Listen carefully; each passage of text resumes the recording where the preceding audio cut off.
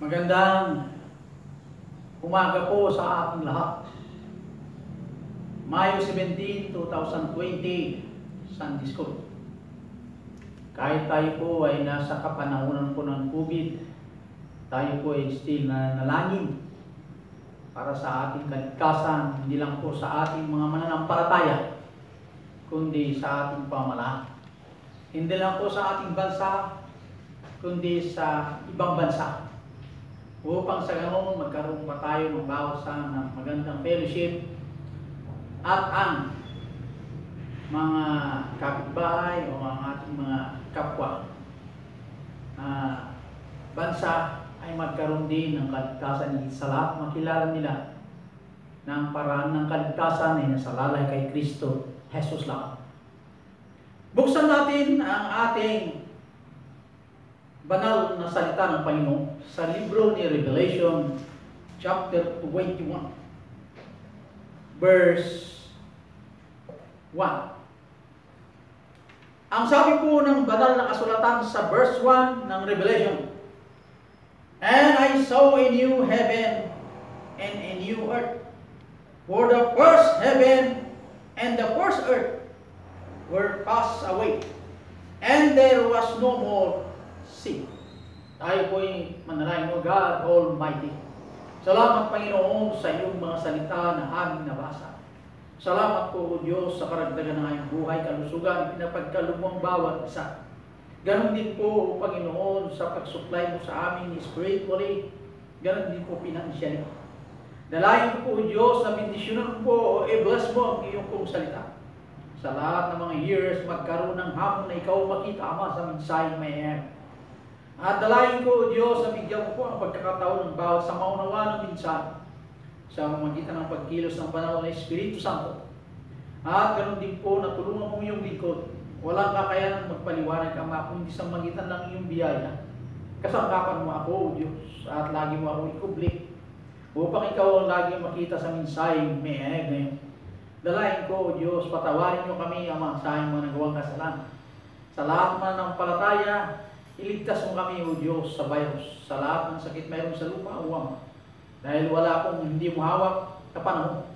Sa lahat na kumakalat na sakit, ay hawak mo rin, Ama.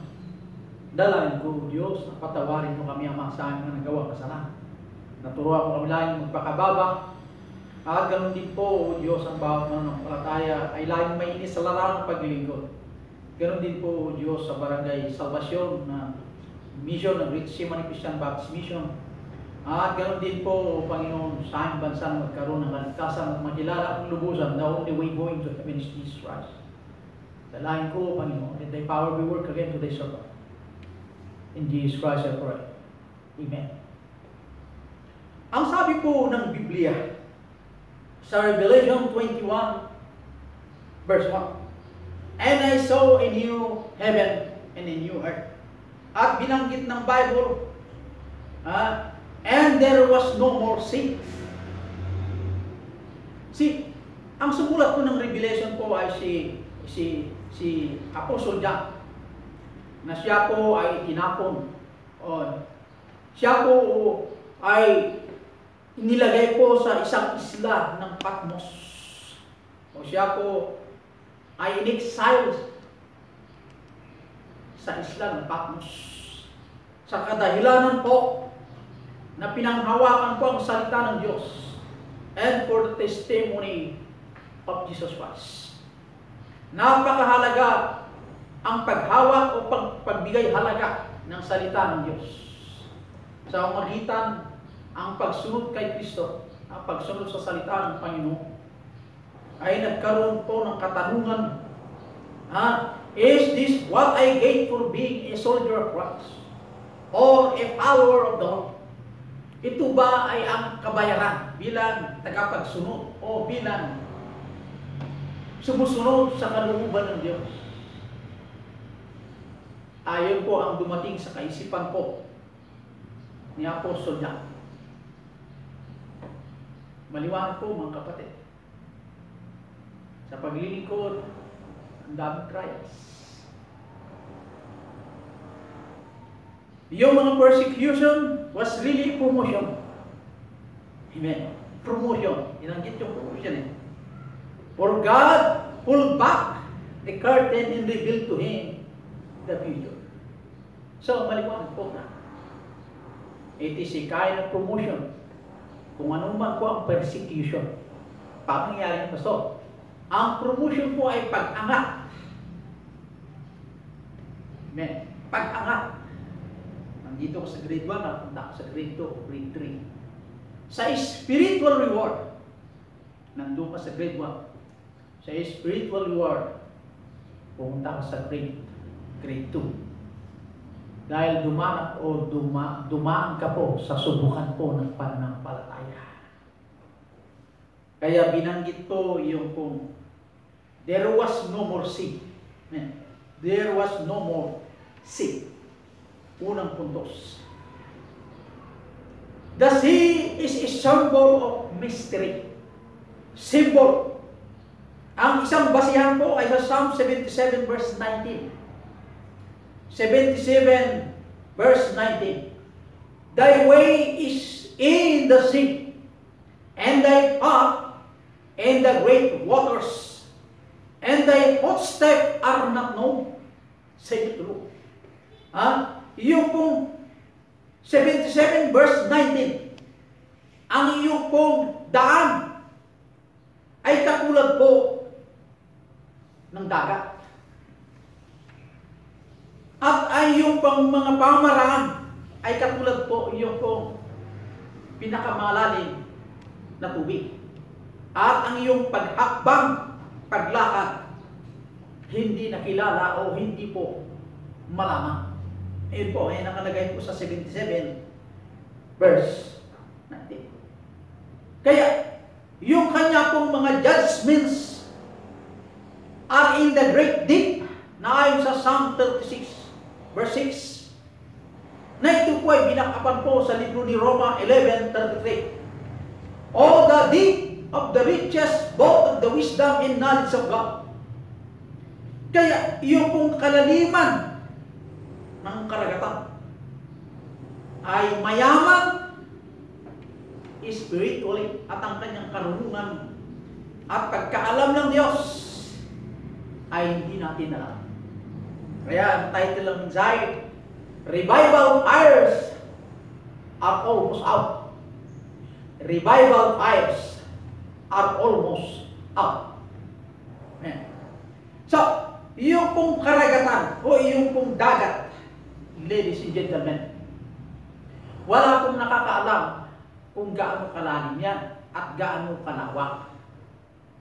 Hindi natin matuklasan kung gaano kalawak at kalalim po yung dagat.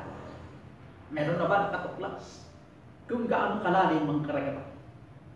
At ang maliwanag po dito na sinasabi ng Bible, malalim ang karagatan. Kaya ang ways o ang pamamaraan ng Diyos, siya lang ang nakakaalam. Ang tulad po ng karagatan.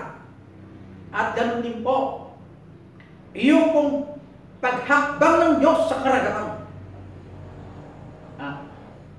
Ibig sabihin, yung kanyang paa ay dumaan po sa dagat. Napakalalim po yun at kaya niya pong sukatin kung gaano kamisyon ang karagatan. Kasi sa kanya po ang beginning, sa kanyang ending. Kaya, the sea is a symbol of mystery. Kung ihantulad natin ang ating kalagayan ngayon, ladies and gentlemen, yung pong buhay na mayroon po tayo, our life is a work in progress. Yung buhay na mayroon po tayo, marami ring hindi natin maintindihan.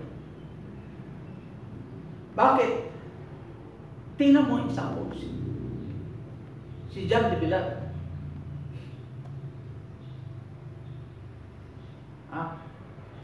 Si John. Tingnan niyo mga kapatid. Sa kanyang pagsunod sa Panginoon, sa kanya pong paggawa yung kalooban ng Diyos. Ito ba ay kabayaran na ako'y maitapon sa island of Patmos? na walang katao-tao doon, isang isla na walang katao-tao doon. Yun ba ay kabayaran?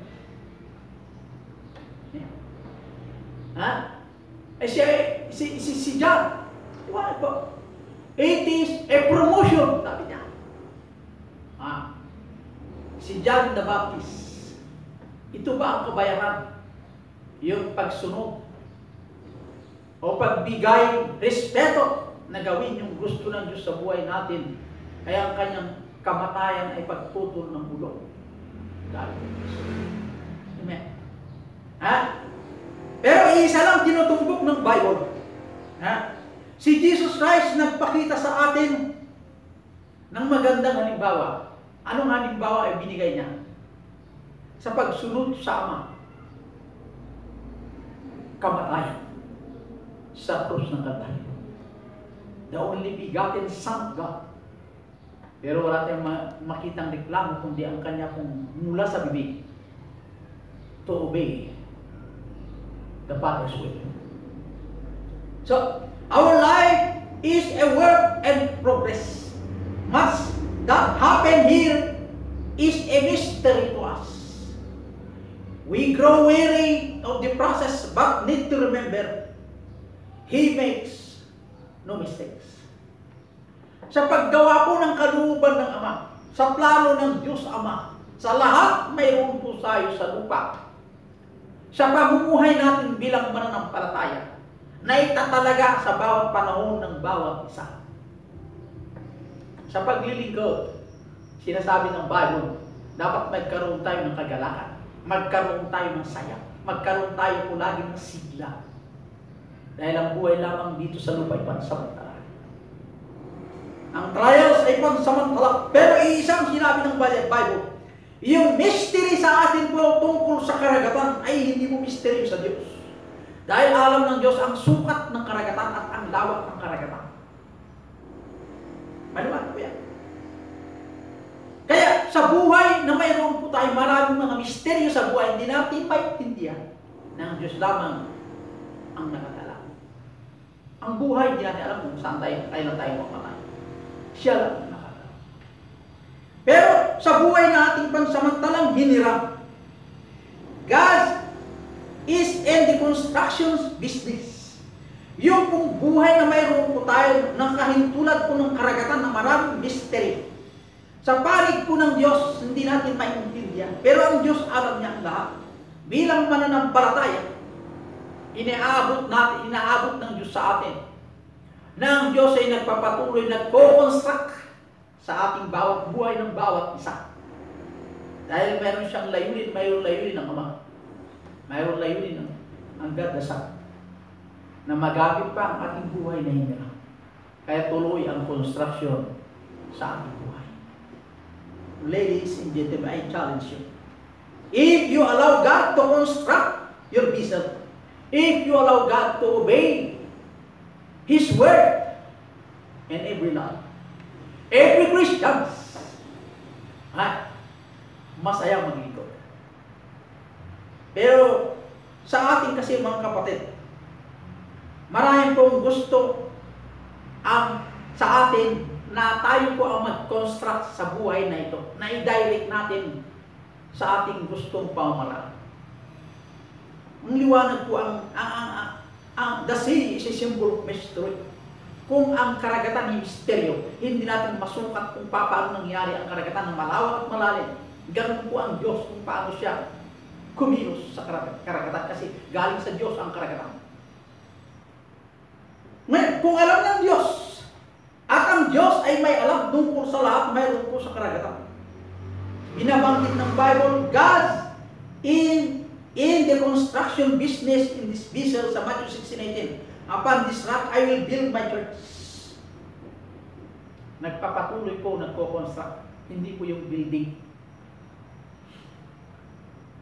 Habang tayo namumuhay, kinoconstruct po tayo ng Panginoon. Kasi habang tayo po nabubuhay, nagkakasala po tayo. Nagkakasala ang katawang pansamantala. Kinoconstruct na Diyos, inaalis po yan. Nagpapatuloy pa rin. Hindi po nagtapos doon na tayo po ay na-construct na, hininis po tayo sa dugo ni Kristo. tayo po ngayon ay anak ng Diyos at magamit sa ministry, ang katawan ito, nagkakasala pa rin sa Diyos. Kaya God's business in this vessel is still continue. Nagpapatuloy pa. Kung ipahintulot mo ang iyong katawan na hiniram mo sa Diyos o ang iyong buhay, there is always a blessing. One bit. God's in the cooking business. Siya rin po ang nagluluto, inaayos yung buhay natin. The problem with us, ladies and gentlemen, kahit tinapos na po ang construction ng building, kahit malinis na, nadudumihan pa rin ang katawan. Ipinagpapatuloy pa rin ng Diyos ang paglilinis kung lamang tayo po'y nagpasakop at humihingi ng kapatawaran sa Diyos. Maraming misteryo sa ating buhay, katulad ng karagatan. Bakit ganito? Pag ang panalangin mo sinagot ng Diyos, parang hindi ka pa rin satisfied. Gusto mo pa rin humingi. Pag ibinigay na naman ng Diyos, gusto mo ulit na wala kong hinto. Hindi mo maintindihan ang sarili mo. Hindi natin maintindihan. Pero isa lang sinasabi ng Bible. If you surrender your life and everything to the Lord, there should be contentment. Pero ang laman, hindi po nasa-satisfy. The only thing we should do, ladies and gentlemen, my brethren, is to submit. Pasakop tayo sa Diyos. Kung paano ang daming misteryo, hindi natin maintindihan. Yung pinanggalingan ng misteryo, alam niya ang mayroon na sa atin. Bakit? Ano nang reason kung bakit natin hindi natin ibigay o ipasakop yung kalooban ng Diyos sa buhay natin niya? Pangalawang puntos. The sea is a symbol of misery. The sea is a symbol of misery.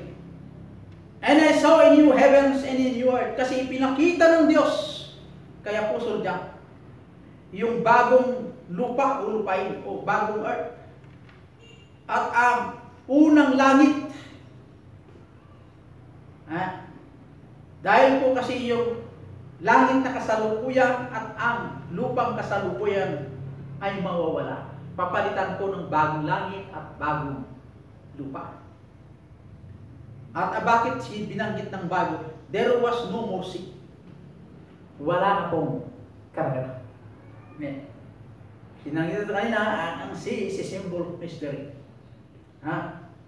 Tingnan niyo po mabuti mga kapatid. Pangalawang puntos, the sea is a symbol of misery. Parang nangyari yan. Tingnan niyo, sa Isaiah 57:20 and 21. The sea is a symbol of evil and unrest. Unrest. Walang pahinga. But the wicked are like the troubled sea, when it cannot rest, whose waters cast out might and die. And there were no more peace, saith the Lord to the wicked.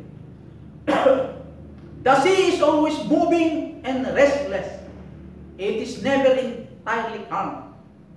Many times it lashes into foam and heavens with wild commotion. With wild commotion. Tingnan niyo po. The sea is a symbol of misery. Bakit? Ang karagatan po, pag yung mga bangka nandun po sa gitna ng karagatan, walang pahinga yung kung mayroon doon sa karagatan. Kailangan kontrolin mo ang bangka o sa barko. Kasi pag dumating po ang bagyo, anong pong kalamidad sa karagatan, ay hindi po humihinto sa kanyang pag-aalon. Lagi kumikilos yan. Wala po yung calm, yung kung manatili na steady. Mayroon namang bilang, pero just a few hours or a few minutes. Pero tuloy pa rin ang paggalaw ng karagatan. Ganon po kahintulad yung mga unsaved loved ones natin na hindi pa nakakilala ang daan papuntang langit na bayan. a symbol of mystery. A symbol of misery. Sinner is miserable. The world has never been more restless than it is today. The world has never invented so many devices and spent so much money to make itself comfortable. It has never has there be such an unhappy generation. Wala pong may bibigay, kaanuman po ang mayroon sa lupa na pera. Upang sa ganun, ay ma-enjoy naman ng tao na katulad po yung enjoyment sa pagliligaw. Binanggit ng banal na kasulatan na wala pong pahinga doon sa karagatan. Dahil ang karagatan wala pong hangganan sa lawak at wala rin pong hangganan sa lalim. Yung pong mga mental hospital are crowded, mga drugs na users, mga alcohol, immorality, broken homes, and broken hearts, echo the words of Isaiah. Ito po yung pong panggulo sa karagatan. May mga mental o recorded in this world, marami pong mga nasa mental hospital, mayroon dyan ang hospital dahil sa utak.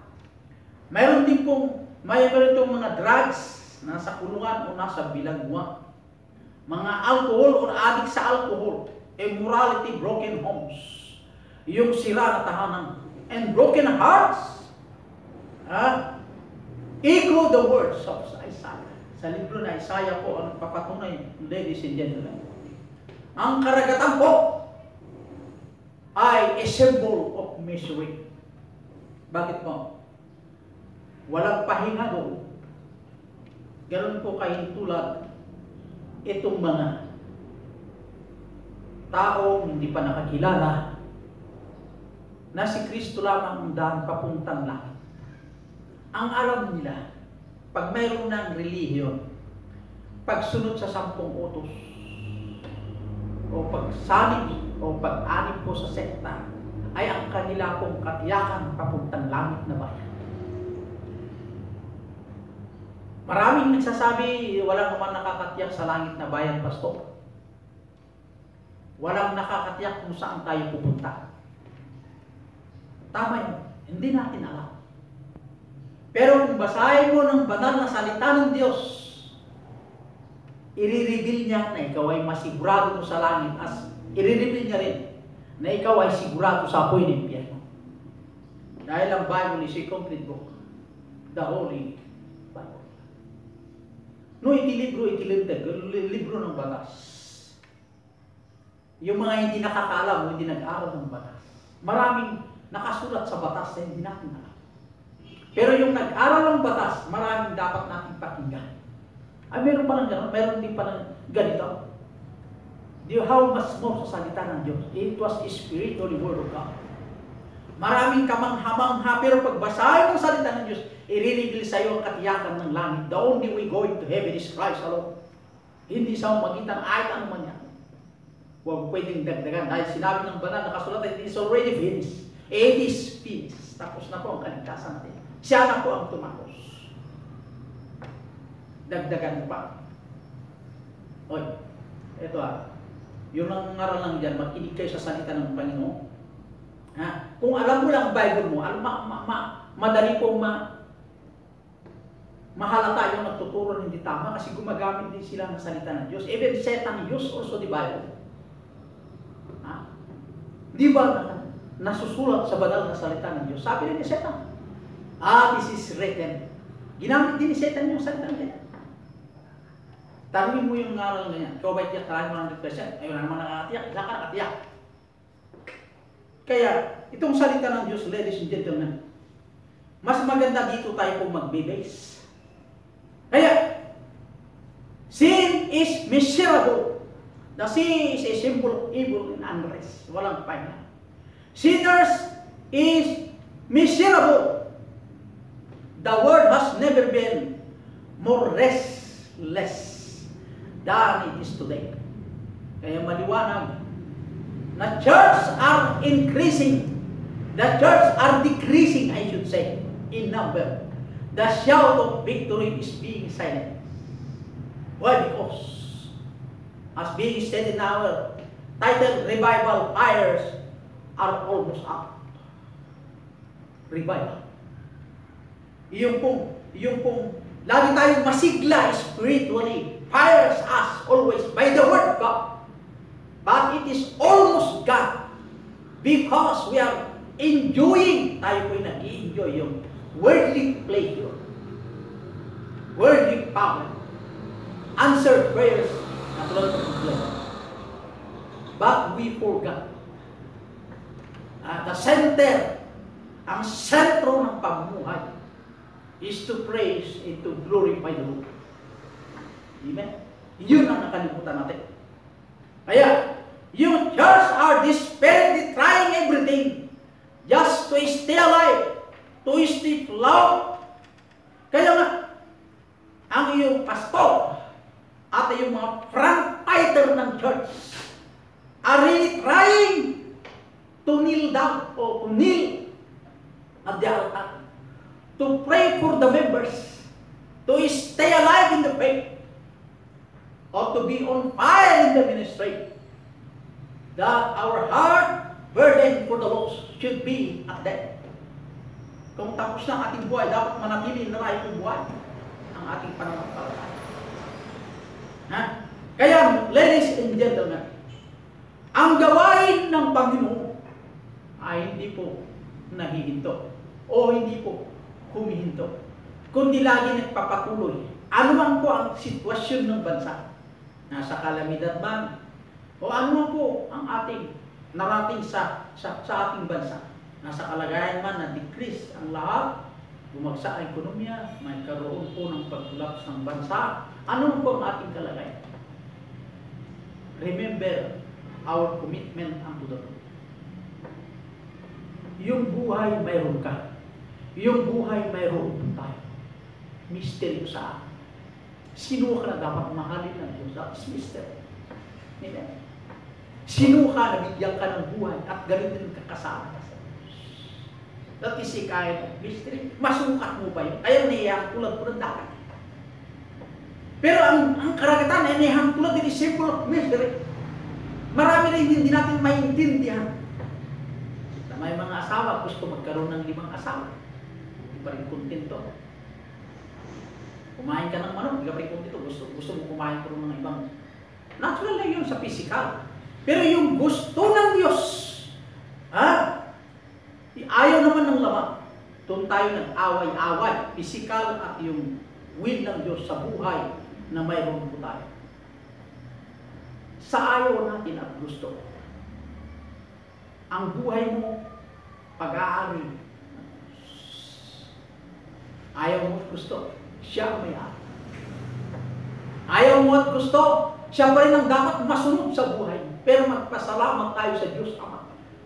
Sa pangalan ni Jesus Christ, the only begotten Son of God. Binibigyan tayo ng privilege to Diyos. If we obey God's word, there is protection, there is joy, there is a blessing. God is in us. If you chose to disobey, there is curse. Ang kamay ng Diyos wala sa atin. Ang kamay ng Diyos walang protection. Kasi wala sa atin po ang presensya ng Diyos. How much more sa mga unsaved, na sila po ay nakatoka o naimapa na nakapuntang impyerno. Pag hindi natin dadalhin iyong pong mensahe ng kaligtasan na ikaw makasalanan ka, humingi ka ng tawad, tanggapin mo ang regalo ng Diyos Ama na si Kristo Jesus lamang po ang magdadala sa iyo sa lahat. Thy only begotten Son. Ladies and gentlemen, kaya nga ang ating church, ang gawain niya na ipapatuloy. Salamat sa mga members who supported the work, who give their lives in prayer, who give their lives to obey the tithes and offering. Especially, yung kanilang compassion ay nanatili na magkaroon po ng kaligtasan sa mga unsaved loved ones, sa unsaved neighbors, sa unsaved surround. Salamat sa kanila. Saludo ako sa inyo. But one thing to remember, ladies and gentlemen, kaya nga itong mga front fighters po ng church, they are praying those brothers na sila yung nakuphone, nangihinay the faith, umaatras sa pakibaka spiritually. Mga kapatiran o yung pastoral family ay iniluluhod kayo para magpatuloy sa paglilingkod. At ang gawain na niatang sa bawat isa na gampanan ng ating tungkulin to bring the message of repentance to those people who do not know yet the way of salvation. Kung ang Diyos ay mystery, niya tulad po ng karagatan. Kung ang Diyos ay tulad din po ng karagatan ay isang pong mystery. Iniyan tulad po sa mga unsaved loved ones natin. Maganda sana kung ang impyernong apoy ay pansamantalang pag-iyan. Maliwanag ko na eternal tormented day and night. Salamat po sa Diyos. Good morning and a blessed day.